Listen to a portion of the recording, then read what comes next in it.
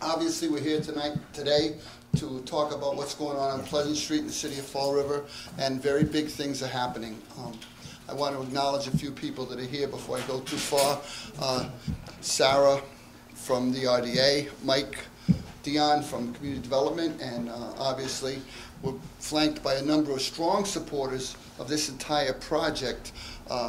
Representative Schmidt, Representative Fiola, Maureen Estes is here representing Senator Rodrigues, all state partners that helped us a lot with this, but the person that really was able to deliver this in Washington, D.C. was our Congressman, Jake Auchincloss. He does a lot of great work with all of us in the city of Fall River, and he's one of the reasons we're here today. And of course, I want to thank him and the representatives for doing this, along with members of our city council. The over $1.6 million that Congressman Auchincloss was able to secure through the fiscal 24 congressionally directed spending progress will change the landscape in the Flint. We also want to make sure we acknowledge Senator Markey and Senator Warren, who are also key pieces in bringing this home.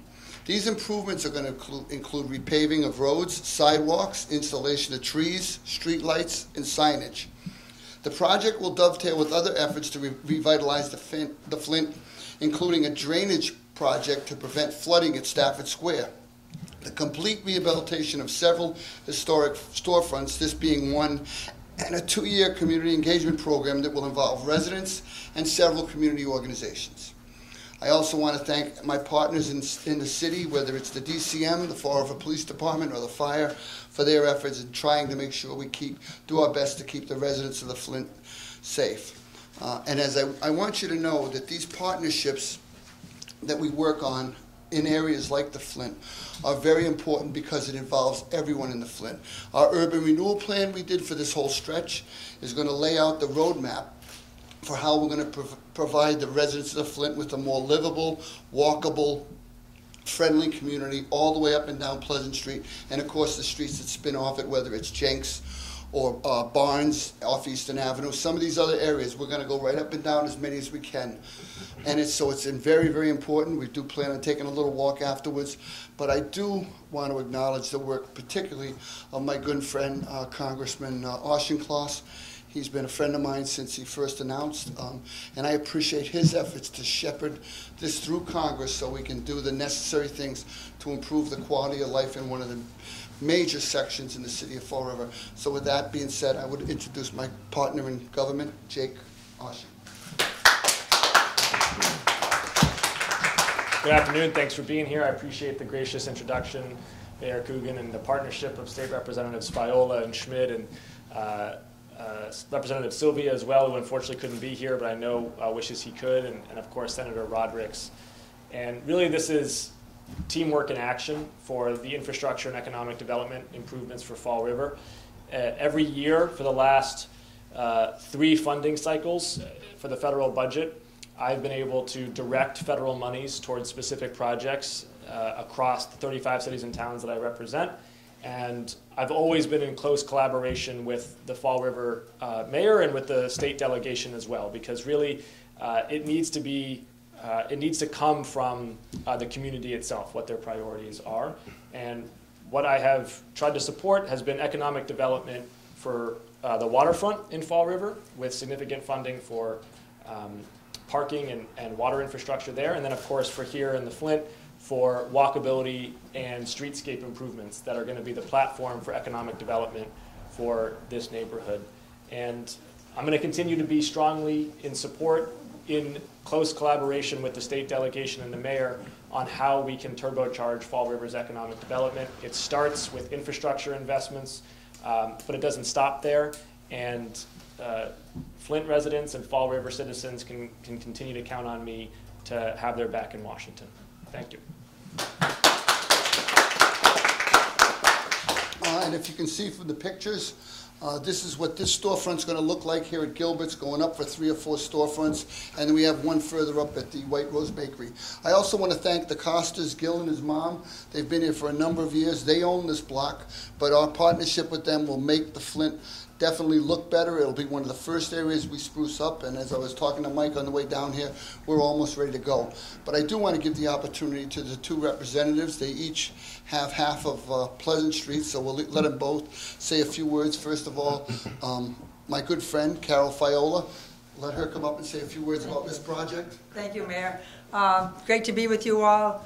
Congressman, from the day you kind of knocked on my door, probably a year before your election, and convinced me that you were going to be the guy for Fall River, or the best person for Fall River. You have kept your word along the way. And what does that mean, keeping your word in this business? With what we do here, whether it's on the city side, with the mayor, state side, with our delegation, not any one of us, but all of us, the senator and the reps, and then on the federal side, with our congressmen and our senators. You know, people want immediate change. They want immediate, the vision to be immediately implemented. So does every other city and town in the country. So what we do is fight every day and ask and request for our share. And if all the spokes in that wheel are not in the same, moving in the same direction, it's not going to happen. And so if you don't think it matters who is representing you on every level, it does. Because this is what gets delivered. You know, it's 1.6 million here.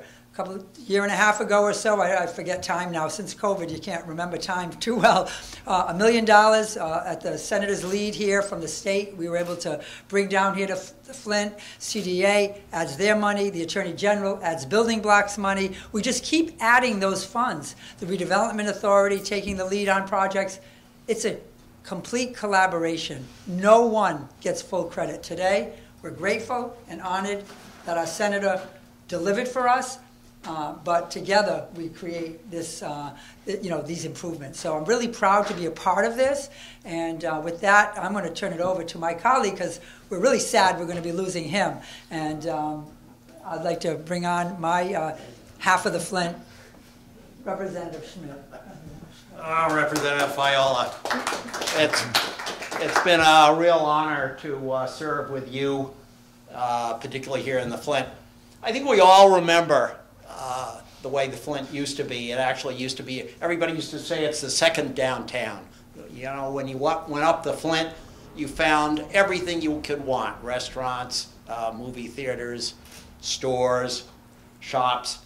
And then when the mills closed up, a lot of those jobs went away, a lot of the shops went away, and only the very, very strong, like Gilbert's, stayed on, and we are so appreciative of them. So Rep. Fiola and I and Senator Rodrigues have been fighting for years to bring focus here on the Flint. And we did that with a number of administrations. And it really wasn't until Mayor Coogan who came along and said, yeah, I want to do something about it too. And when he enlisted the help of a congressman, that's when that partnership that you spoke about, that's when that partnership really started to click. And so we are so appreciative of the focus of the mayor, of the congressman, and for his colleagues in the Senate who had part of that. And we really look forward to the Flint shining again the way it used to. So thank you very much.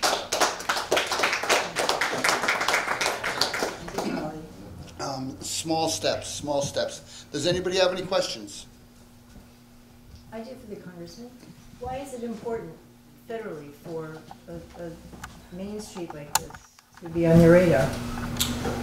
Well, it's people's community, and it's how they experience day to day. And one thing we know, I'm on the Transportation and Infrastructure Committee in Congress, and one thing that's so apparent is that the post-war way of building infrastructure that was entirely predicated on the car, on single occupancy vehicle ownership, And we built highways, and we expanded state roads, and we kind of hollowed out our downtowns to make way for the automobile.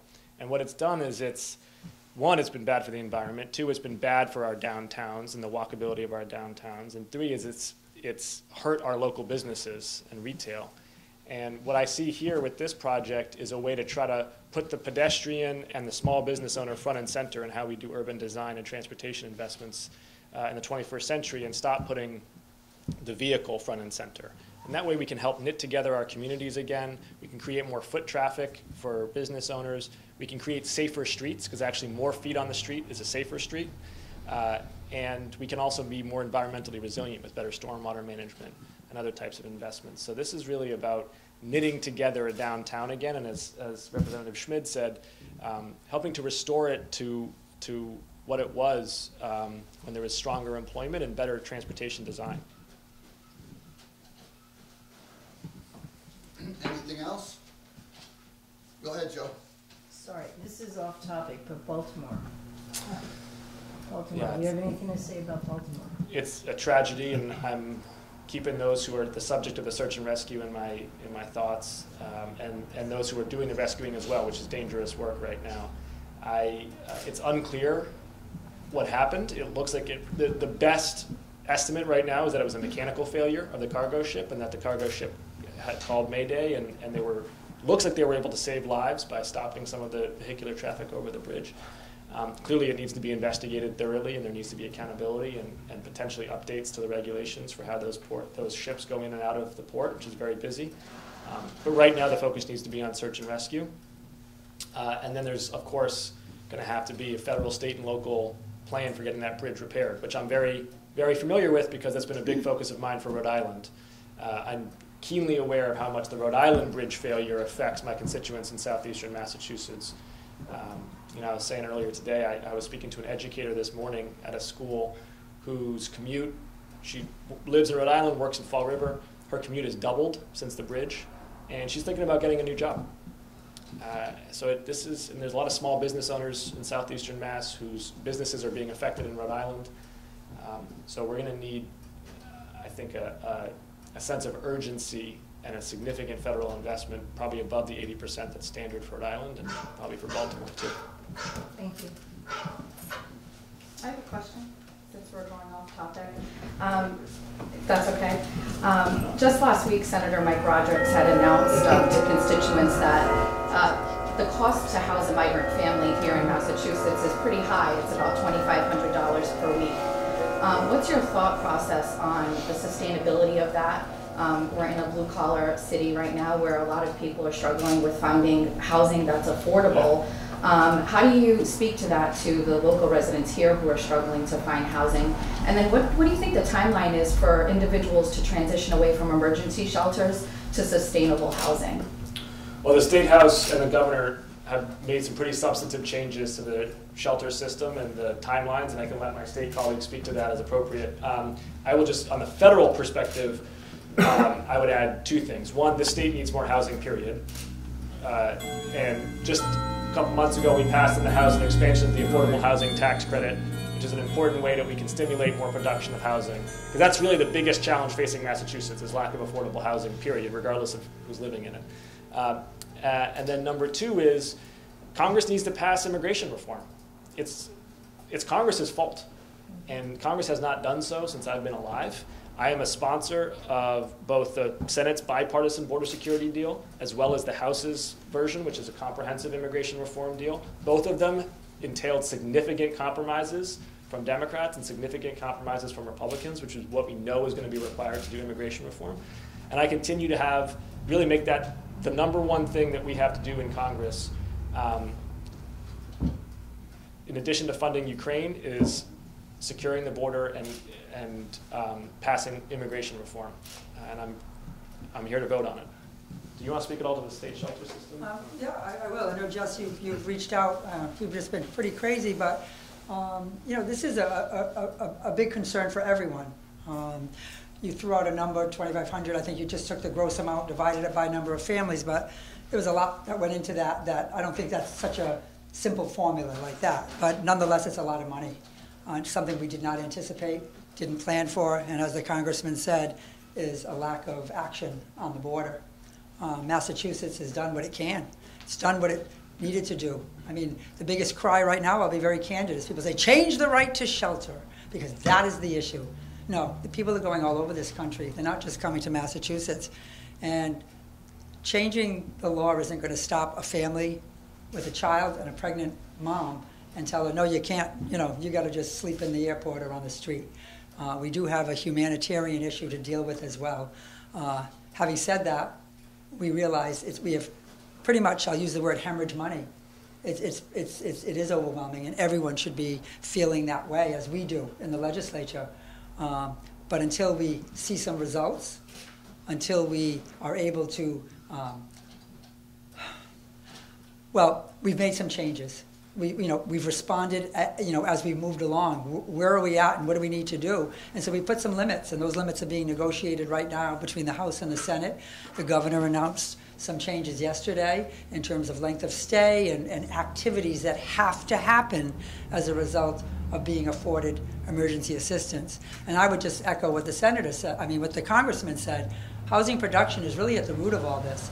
And if you gave me an hour, I'd talk a little bit more about 40B 60 years ago, the statute 40B, and how maybe out of 351 cities and towns, possibly up to 70 have even implemented that, been a part of that statute, which is shameful. And maybe we wouldn't be in such dire strait today if more communities had embraced building affordable housing. And I'm not just speaking low-income housing, I'm speaking affordable housing, and there are very clear differences in each one. So we could go on, but there's a lot of issues with this, Jess, and it's not as simple as, it's so much per family, and what are we going to do? We're all in this, and we're all feeling the same way about it. It's difficult right now. Thank you.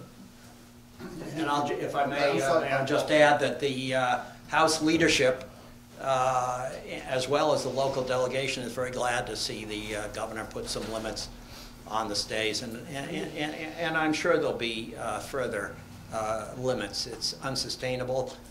We know it, and we'll figure it out, but it will include more limits. To be clear, we're not just talking about immigrants. We're talking about Americans who, and the Herald News just did a story today about a St. Francis house. St. Francis, and half of it the was people. an unsafe. It was an unsafe situation. Right. I was just addressing the migrant issue, but you're right, Joe. The housing issue, emergency shelter issue. Since it's here in this conversation, it was growing prior to the migrant crisis. Okay, so it was growing. We started seeing tents. We started realizing there was more of an issue, than there had ever been. And then, as we were starting to deal with that more and more, the migrant crisis happened. So there are two separate issues.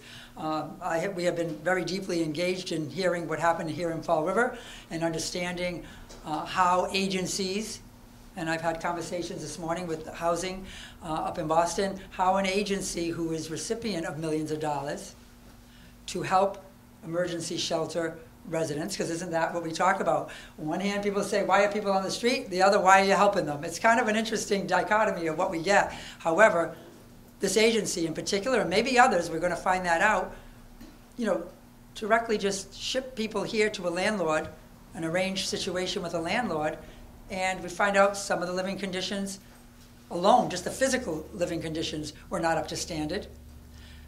There were no wraparound services. We had a murder as a result of one of those, and then another person who was accused of very serious crimes, and that can't be the case.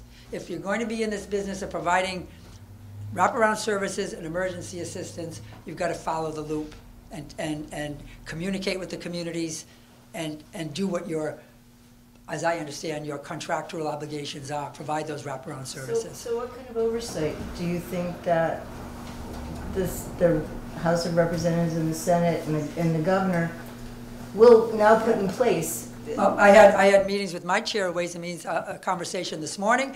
I've had conversations with people from the Executive Office of Housing Mobility. There's a new name to it now. It's split off housing and emergency assistance, and very specifically, since we finally have more accurate information of what happened, again, we react and then we have to get the facts, right? So now we've got some facts. We're working on that. I'm expecting some specific information as to what exactly are the regulations in place now for emergency shelter. I had that conversation about an hour and a half ago. What I'd like to have you get back, I'm understanding I should hear back by the end of the week. What exactly are these agencies obligated? Each funding pocket has different, there's rapid response, there's RAF, there's lots of different programs and buckets of money that different agencies receive, and each one of those come with various obligations. So we're looking at that, and once we find out where that missing pieces, we're going to try to fill it as soon as possible. But I think every community deserves to understand if criminals are being sent here and dropped at the doorstep, and safety, humanity, all of those things play into it. So we should have some answers and try to work on that as soon as possible. I don't know if anybody else, Mayor, you've been knee-deep in this as well. We've been talking 3 times a day about this for the last week and a half. Yeah, it is something that was sprung on us only because of a unbelievably negative event which cast the city in such a black eye. And as you walk into it, you find out what's going on the first tier, on the second tier, and on the third tier. We are still working our way through this. We got some addresses yesterday we're going to be looking at. It's kind of something nobody expected to happen. I mean, a house on the end of a dead-end street is just full of people, and all of them have zero, and I want to say that, zero connection to our city. Some were sent here in cabs. Here, take a cab from Boston, go to Fall River. They didn't even know where they were going, and no services provided. So in my initial conversations with St. Francis House, they're already looking to modify programs and how we do this going forward. But there's a lot more questions to answer before we get to the bottom of this, and we're gonna keep at it. And as the representative said, I do stay in close contact with them because a lot of this funding is state money, but at the same time, it's part of the partnership we all talked about earlier. The federal, state, and local level all have to work together to get this stuff straightened out, because we can't put people at risk and have situations like that. And I guess that's going to conclude. Are we still going for the walk? Let's take a walk. Let's take a walk. Let's take a walk. Let's take a walk. But I want to thank everybody, and I want to thank the Costas again for hosting us.